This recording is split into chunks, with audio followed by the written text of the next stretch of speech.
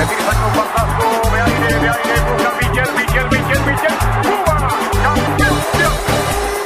Todo deportista que quiera triunfar, un alto averaje debe conquistar, para que el impacto se pueda evaluar y en cada jornada será un titular.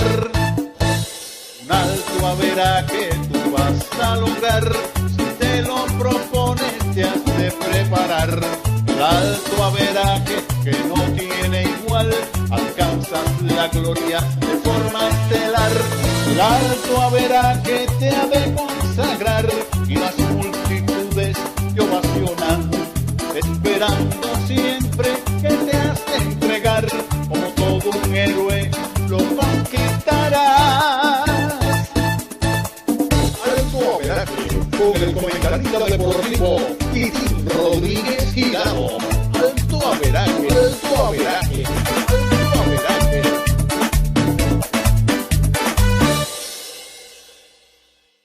Estimada familia de Alto Averaje, reciban todos ustedes el saludo caluroso desde Madrid, España, para los que están en sintonía, precisamente en este tiempo, con la Meca Radio. Bueno, hablar de la narración y el comentario deportivo en general, y sobre todo en Cuba, llevaría mucho más de un programa, por la sencilla razón desde que incluso antes del triunfo de la Revolución Cubana, habría que rememorar a Wenceslao Gálvez y del Monte, pionero de los cronistas deportivos en Cuba, que además fue campeón de bateo en el torneo de 1885 y 1886, defendiendo el uniforme de Almendares. También habría que recordar a Víctor Muñoz, creativo periodista que, amén de traernos el luminoso Día de las Madres, introdujo en la década del 30 los términos serpentinero para referirse al lanzador de béisbol y laboratorio como gráfica de un error defensivo, ya que la pelota que burlaba a un jardinero izquierdo en los terrenos donde hoy se dirige la terminal de ómnibus nacionales de La Habana iba a parar a un laboratorio contiguo al campo de juego. A partir de ahí, muchos artífices de la palabra en este oficio de la narración y el comentario deportivo han dejado su huella imborrable. Ahora bien, cuando Alto Averaje comenzó sus transmisiones, lo hizo el 25 de abril pasado, aquí en estos estudios de la Meca Radio. ¿Qué pasa? Que 20 días antes se cumplían 33 años de la desaparición física de un narrador, comentarista deportivo muy recordado por toda Cuba y, por qué no, fuera también de la mayor de las Antillas. Estamos hablando, sin duda alguna, de Juan Antonio Salamanca, conocido por Bobby. Y chirrán, una impresionante victoria del equipo Industriales, que ha empatado sensacionalmente en el primer lugar del campeonato. El público se ha lanzado al terreno, se lleva en hombros a De la Torre, que ha hecho un impresionante trabajo desde el montículo para silenciar al inspirado equipo villareño. Tenemos empate en el primer lugar del campeonato. Estimados amigos, no se muevan del dial, manténganse con Rebelde, prepárense para el segundo juego, el juego final del calendario que va a decidir el campeonato, con los equipos Villa Clara e Industriales disputándose el banderín de esta temporada por Rebelde, al ritmo de la vida. Hace algún tiempo, al desempolvar una añeja grabación del partido decisivo entre los conjuntos de Cuba y los Estados Unidos, con opción al título del Campeonato Mundial de Béisbol Aficionado en República Dominicana, celebrado en el año 1969 y conquistado por la nación criolla, se observó cómo muchas personas escuchaban agradablemente estupefactas las incidencias de aquel histórico desafío y más que todo se maravillaban por la forma excepcional y diferente en que era narrado. Ahí lanza, le tira y conecta, fin de línea, cambia Cubano, jardín central, ahí toma Tony por tercera base, tira el tiro de Iván Mojón, lo corta Greenberg, tiempo el gol, empató el juego. Responde Curro Pérez, el Quisqueya se viene abajo. Está en primera, no queda el cuáter. Mira Salamanca, qué espectáculo más bello, mira cómo se agitan pañuelos blancos en todas las graderías, tanto por el jardín izquierdo, por el jardín derecho. Ahí 2-2. El lanzamiento de Osborne, le tira y conecta una línea, fin de línea, jardín derecho, caña cubana,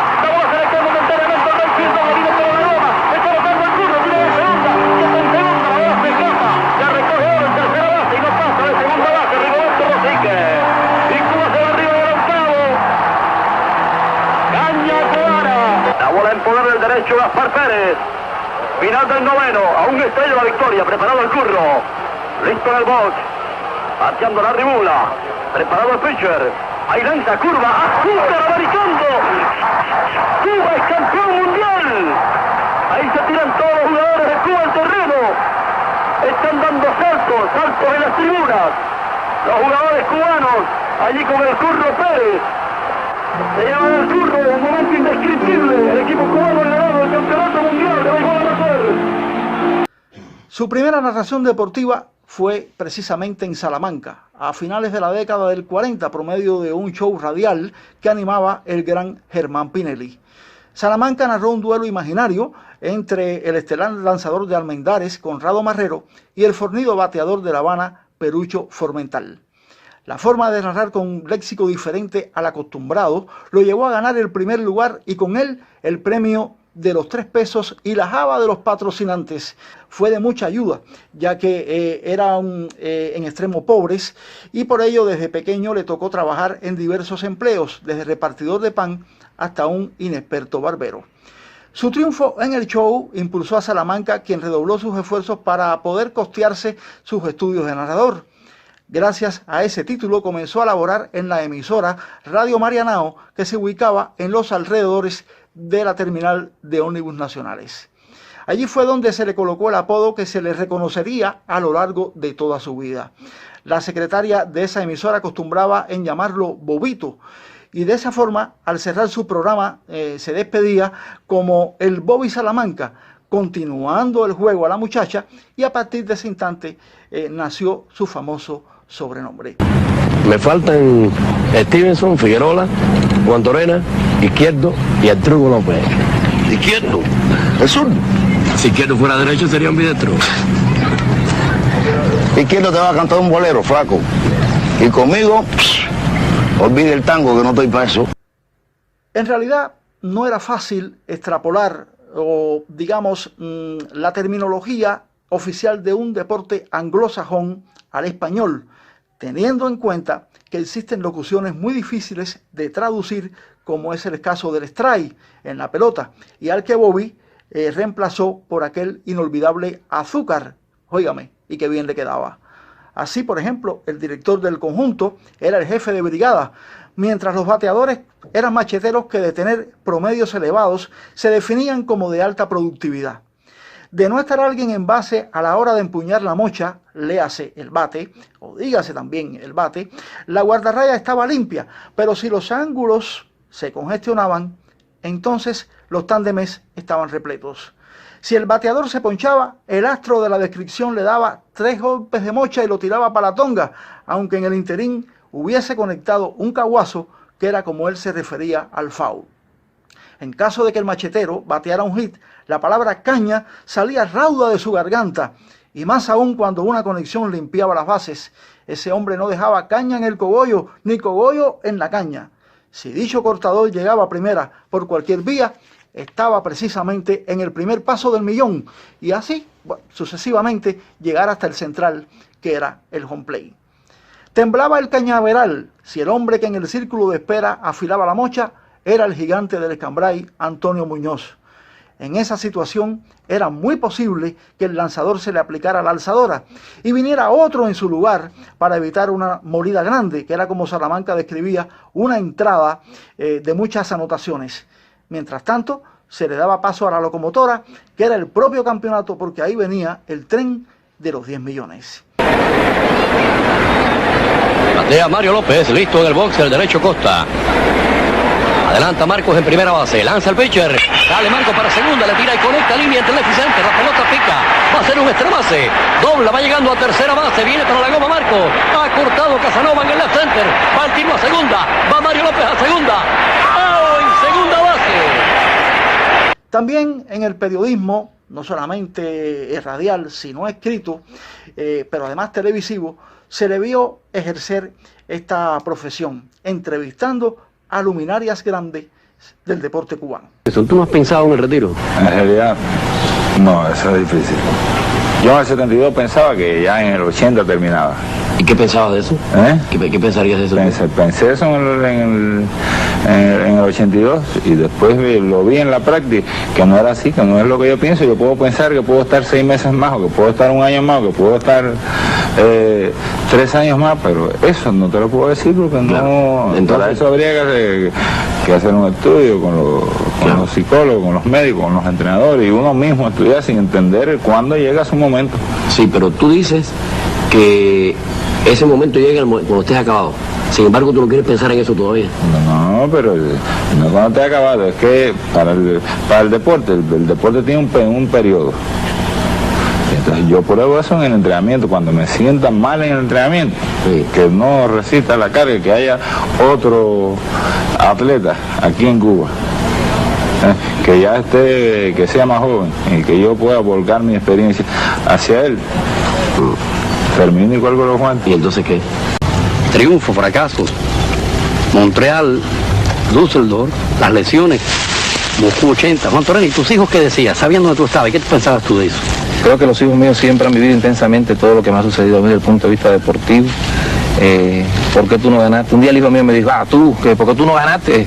Como queriendo decirme que siempre él había escuchado que yo ganaba y que por qué en esta vez el padre no había ganado, ¿no? Una cosa muy interesante.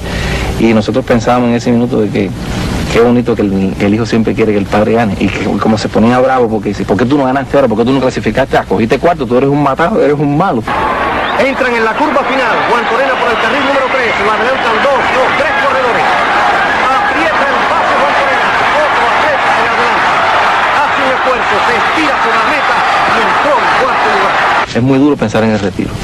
Es muy duro reconocer uno mismo que sus fuerzas están mermando, porque es dejarle de poner al entrenamiento, dejar de demostrar que uno todavía es el mismo. Eso es muy duro, muy triste, que observar cómo uno ya va cediendo terreno. Y convencerse de eso, uno mismo, cuesta mucho trabajo. Yo tuve que reflexionar mucho en eso. Sobre todo porque ya en la arena internacional mis resultados no eran los mejores. O sea, ya no ganaba con aquella facilidad tan grande. Me costaba trabajo recuperarme en los entrenamientos. Pero uno se niega a pensar en eso. En el subconsciente, el ser humano niega que está retrocediendo, que está cediendo terreno. O sea, niega que la vida lo está venciendo en ese aspecto. Pero convencerse uno mismo de que no puede es la etapa más difícil y más dura que tiene el deportista. Una de las personas que, por supuesto, se ha referido a Bobby con un cariño entrañable fue precisamente nuestro colega Modesto Agüero, residente en España, aquí en la localidad de Fuenlabrada, y con el que compartió muchísimos momentos, tanto de narración como personales, y así lo describe Modesto, refiriéndose a este hombre que dentro de la narración y el comentario deportivo dejó, como ya hemos comentado, una huella inolvidable. Sí, bueno, hablar de Bobby Salamanca es hablar del narrador deportivo más talentoso que yo he conocido. Tuve oportunidad de ser su amigo, visitaba su casa, él visitaba la mía, compartíamos con un carácter Bobby bien jaranero, siempre estaba haciendo bromas, siempre estaba haciendo maldades, muy buen amigo, muy buena persona, diría yo, hombre y amigo, Bobby Salamanca. Lamenté mucho su desaparición física porque, repito, fue un gran narrador y un gran compañero de trabajo. Tengo una anécdota: cuando yo llegué de Camagüey, yo prácticamente desconocido de La Habana, acababa de llegar de Camagüey y empezar primero a trabajar, estábamos unidos, radio y televisión, y empecé a trabajar con ellos y él entró a la cabina a conversar. Él no estaba narrando en ese momento el juego que estábamos transmitiendo. Entró a conversar con el que estaba transmitiendo conmigo y no me dijo nada. Y cuando salió se dio cuenta y viró inmediatamente, se disculpó. Para mí era normal porque yo era un desconocido, acababa de llegar de Camagüey, no. Pero se disculpó, me ofreció 1000 excusas por haber entrado a la cabina y no haberme saludado. Un bonito gesto que denota una tremenda humildad, aunque era uno de los más grandes narradores que conocí en mi vida. es la opinión que tengo del gran Bobby Salamanca. Hace un tiempo se publicó una entrevista realizada a su hijo, Bobby Salamanca Jr., actualmente periodista de la cadena Radio Martí. Cuando se le preguntaba sobre su padre, Bobby refirió: la verdad es que cuando era pequeño iba por los estadios de la isla con mi papá y alguien se nos acercaba y me preguntaba si yo quería ser como él, narrador. Me daba perreta de niño y decía que no. Mi viejo se reía mucho y me decía que no era mala idea. Pero a mí no me resultaba atractivo para nada, de verdad. Así cuenta el hijo de Bobby Salamanca. Yo quería ser pelotero, pero el tiempo pasó y me demostró que como pelotero me iba a morir de hambre. Mi padre murió cuando yo tenía solo 17 años, así refiere Bobby Jr., y al final terminé estudiando cultura física y deportes con especialización en béisbol, que al fin y al cabo era lo que a mí más me gustaba. Allá por 1991, mi madre me convenció de que debía seguir los pasos de mi papá. Creo que lo hice por complacerla, pero una vez que tuve un micrófono enfrente en la emisora de Radio Coco, o sea, la COCO, quedé flechado. Aquella experiencia me hizo vivir con más fuerzas los días en la universidad. Aquello me hizo un mejor estudiante. Sinceramente me gustó. Óyeme, que se me quitaba algo de mi vida. Se me perdía lo mejor de mi vida. Que sea lo único que yo he hecho en mi vida. Boxear. Sin dudas, la ética figuró entre los sellos distintivos de Bobby Salamanca.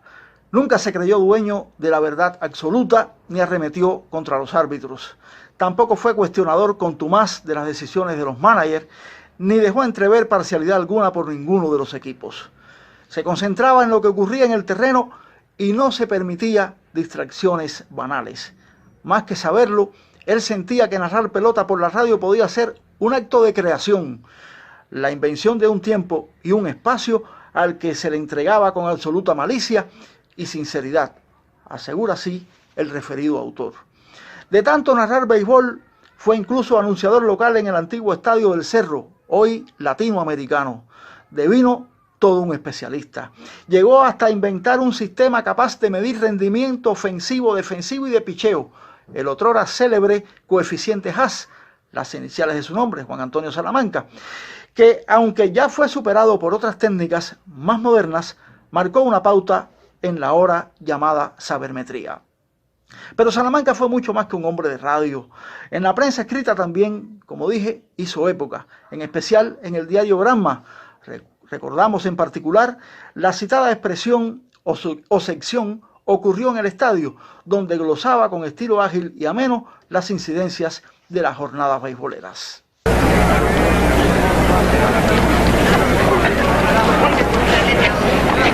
¡Hey, cuarto bate! Tirando las piernas. ¿Qué flaco? ¿Qué te pasó ayer? La pelota. ¿Qué vas a hacer? Nada, tengo la noche libre. ¿Tú sabes quién está cantando en nocturno? Izquierdo. ¿En el nocturno? No me digas que tú no conoces el nocturno. ¿Y qué hace Izquierdo en Pilar del Río? Chico, me dijo que le hicieron un contrato por 3 meses. Por cierto, que den verlo un ratico esta noche, para el asunto mío del libro. ¿Por qué no me acompaña? Le va a gustar verte. El biólogo está jodido. Oye, ¿por qué se lo llevaron para La Habana? Sí, el corazón no perdona. Venga, y la entrevista contigo, ¿qué, compadre? Flaco, tú no sabes hablar de otra cosa.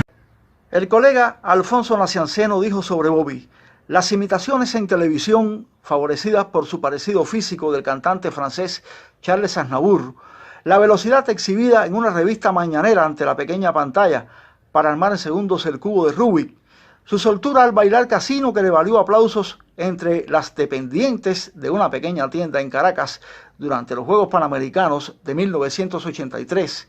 En definitiva, esa intención de siempre irle de frente a cualquier desafío hicieron a Bobby Salamanca elevarse hasta la altura de los inolvidables. Cuando la enfermedad lo conminó a alejarse del micrófono, siguió colaborando con aquellas deliciosas crónicas no exentas que tanto disfrutaban los oyentes. Bobby Salamanca falleció el 5 de abril de 1987 en la ciudad que lo vio nacer. Su muerte dejó un vacío en la narración deportiva radial que nadie, pero absolutamente nadie, ha podido llenar. y Chirrinchirrán, una impresionante victoria del equipo Industriales, que ha empatado sensacionalmente en el primer lugar del campeonato. El público se ha lanzado al terreno, se lleva en hombros a De la Torre, que ha hecho un impresionante trabajo desde el montículo para silenciar al inspirado equipo villareño. Tenemos empate en el primer lugar del campeonato. Estimados amigos, no se muevan del dial, manténganse con Rebelde, prepárense para el segundo juego, el juego final del calendario que va a decidir el campeonato, con los equipos Villa Clara e Industriales disputándose el banderín de esta temporada por Rebelde, al ritmo de la vida. Amigas y amigos, estamos así poniendo el punto final a Alto Averaje dentro de la Meca Radio. Lo vamos a hacer porque también Julita Osendi, quien fuera un artífice de la palabra en el comentario deportivo dentro de los medios en Cuba, ya jubilada, pues tuvo la oportunidad muy joven y comenzando en estos menesteres de entrevistar a Bobby Salamanca. El siguiente video pues muestra precisamente una entrevista a raíz de que Bobby recibiera un importante reconocimiento por parte de sus compañeros de los medios de difusión masiva.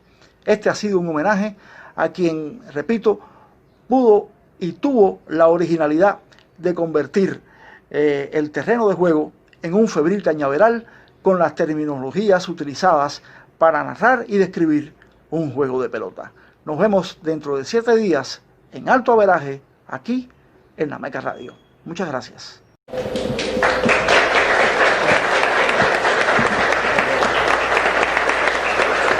Bobby, ¿qué experimenta un locutor, narrador, comentarista deportivo como tú ante un hecho como esto? ¿Qué experimenta? Bueno, a mí me preguntaba hace un rato Iván Becerra para Radio Habana, Cuba, que cuál era la cualidad que consideraba esto más valiosa en el ser humano. Yo lo hablaba, entre una de ellas la sinceridad, y yo quiero ser sincero.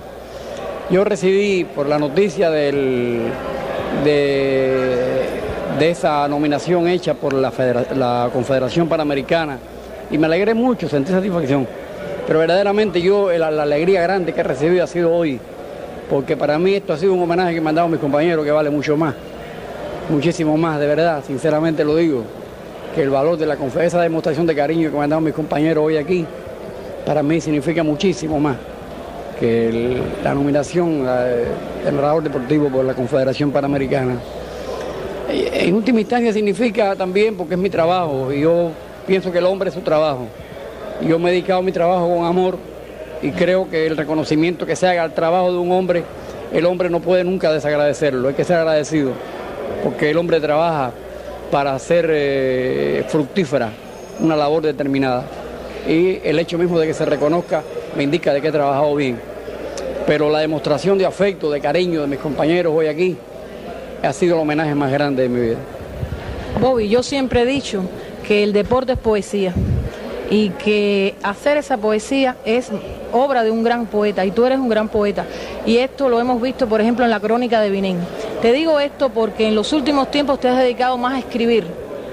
¿Cómo te sientes mejor, escribiendo o comentando la pelota, narrándola? Bueno, yo me siento bien de las dos, es difícil, yo me siento ante un micrófono a narrar un juego de pelota y lo disfruto mucho, porque además me pongo en función de mi trabajo. Lo mismo hice cuando trabajé en cualquier otra actividad en mi vida. Disfruté mi trabajo siempre. Yo quiero decirte que fui bodeguero y yo disfrutaba mucho envolviendo, me gustaba envolver. Y yo quería ser el que mejor envolvía una libra de arroz, por ejemplo. Pero sentirme a escribir también me gusta mucho. Lo que pasa es que cuando tú escribes, tú ves después tu trabajo. El que tú escribes y lo que tú hablas se pierde, ¿no? Lo que tú escribes después tú lo ves, si es publicado en el periódico o si lo oyes en una crónica, por ejemplo, que se pasa después por radio tras haberse grabado. Yo lo que pienso es que la crónica es la poesía de los géneros deportivos. Y sí, por eso me gusta mucho la crónica y tiene mucho que ver con lo que tú dices. Para mí la crónica es la poesía del género deportivo, del género periodístico.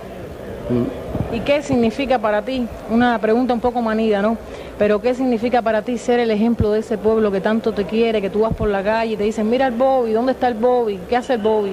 Bueno, yo creo que realmente aquí hay muchos ejemplos de eso. Yo creo que hay muchos compañeros muy valiosos que tienen igual, que no han sido reconocidos este año, pero que lo van a hacer el que viene. Y que tienen igual el afecto, el cariño de todos nosotros. Hay varios compañeros muy destacados en esta función que igualmente donde quiera que van, el público lo recibe con cariño, con afecto y reconoce la calidad de su trabajo realizado durante muchos años. ¿Cómo ve? Sí, sí. Para mí significa mucho, naturalmente, porque yo para el pueblo trabajo. Y cualquier cosa que venga, mi trabajo es para el pueblo, no es para el premio de la Confederación, por eso decía, ¿no? Aunque agradezco mucho a la Confederación que me haya hecho esa proclamación. Pero todo lo que venga del pueblo, porque para el pueblo hoy. Bobby, ¿cómo ves el béisbol en Cuba ahora que se avecinan los Juegos Olímpicos, que es un deporte olímpico, que puede introducirse ese es un tema el largo. Profesionalismo? A grandes rasgos. Bueno, yo creo que el béisbol tiene que superarse mucho. Nosotros estamos acostumbrados a competir en un medio, el amateur, carente de técnica. Ninguno de los países que han participado en eventos con nosotros tienen la técnica, porque la técnica llega realmente a través de la organización del béisbol. O sea, en Estados Unidos, en el monopolio, porque no es el béisbol de un país, está el béisbol como un monopolio internacional que lo controla Estados Unidos, que tiene la técnica, que da esa técnica a los peloteros cuando los contratan, cuando los saltan al profesionalismo y lo introducen en las llamadas incubadoras, que por eso así se llaman, o sistemas de sucursales, le va dando la técnica. Y nosotros lo que tenemos que prepararnos para la incursión que va a hacer el profesionalismo en el campo del deporte, del béisbol. Y tendremos que en lo adelante enfrentarnos también al profesionalismo. O sea, que quiere decir enfrentarse a ese monopolio internacional. Y la tarea, por lo tanto, que tenemos por delante es muy dura. Creo que el béisbol tiene que mejorarse mucho y tenemos que ver que ese negocio es un negocio de muchos millones de dólares y por lo tanto le han puesto a disposición de él mucha técnica durante muchos años, que esa técnica no llega al amateurismo y no podemos engañarnos por los triunfos que hemos alcanzado. Cuba hasta ahora ha sido el mejor béisbol amateur del mundo. En lo adelante tendremos que luchar por ser el mejor béisbol del mundo, que es diferente. Bien, Bobby, te damos las gracias por estas palabras y por el momento tan feliz que hemos vivido al lado tuyo. Muchas gracias a ti, Julieta, muchas gracias.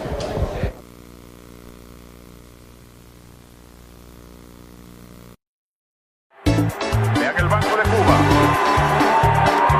A un lado de la victoria está el equipo cubano. El lanzamiento ahí viene. Le tira un pasazo de aire, busca Michel. ¡Cuba! ¡Campeón! Todo deportista que quiera triunfar, un alto haberá que debe conquistar para que el impacto se pueda evaluar y en cada jornada será un titular. Un alto haberá que tú vas a lograr, si te lo propones te has de preparar. El alto haberá que no tiene igual, alcanzas la gloria de forma estelar. El alto haberá que te ha de consagrar y las multitudes te ovacionan, esperando siempre que te has de entregar, como todo un héroe lo conquistarás. Alto haberá con el comentarista deportivo Itín Rodríguez Girado.